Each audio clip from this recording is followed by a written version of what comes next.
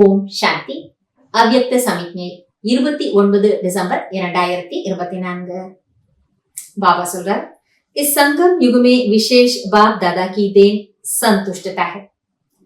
एक संतुष्टता की विशेषता और विशेषताओं को भी सहज अपने समीप लाती है,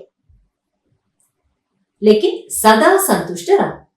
பாபா சொல்றார், இந்த சங்கம யுகத்தில் விசேஷமாக பாபா நமக்கு கொடுத்திருக்கக்கூடிய பரிசு திருப்தி என்பதாகும். திருப்தி என்ற ஒரு விசேஷ தன்மை அல்லது விசேஷ குணத்தின் மூலம் சகஜமாகவே மற்ற அனைத்து விசேஷ தன்மைகளும் நம்முடைய நெருக்கத்திலே வந்து சேர்ந்துவிடும். ஆனால் எப்பொழுதுமே திருப்தியாக இருங்கள். எப்போதாவது திருப்தியாக இருக்கிறோம் அப்படிங்கிறதுக்கு பதிலா எப்பொழுதுமே திருப்தியாக இருங்கள். அப்ப மற்ற விசேஷ தன்மைகள் கூட சுலபமாக உங்களை வந்தடையும்னு பாபா சொல்றார். परिस्थिति कितनी भी बदले, लेकिन संतुष्टता की स्थिति को परिस्थिति बदल नहीं सकती. சூழ்நிலை எப்படி வேண்டுமானாலும் மாறி போகட்டும், ஆனால் அந்த சூழ்நிலையானது திருப்தி என்ற மனநிலையை, திருப்தி நிறைஞ்ச மனநிலையை சூழ்நிலையினால மாற்ற முடியாது.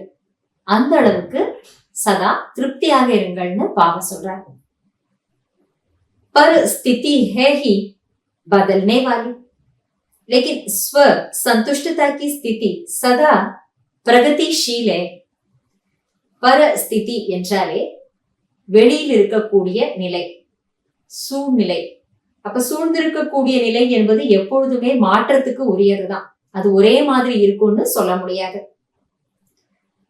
ஆனால் நம்முடைய சுயஸ்திதி திருப்தி என்பதாக இருந்துவிட்டால் அப்பொழுது பாபா சொல்றாரு, சதா முன்னேற்றம் அடைந்து கொண்டே இருப்பீர்கள். முன்னேற்றத்துக்கு உரியது இதுதான்.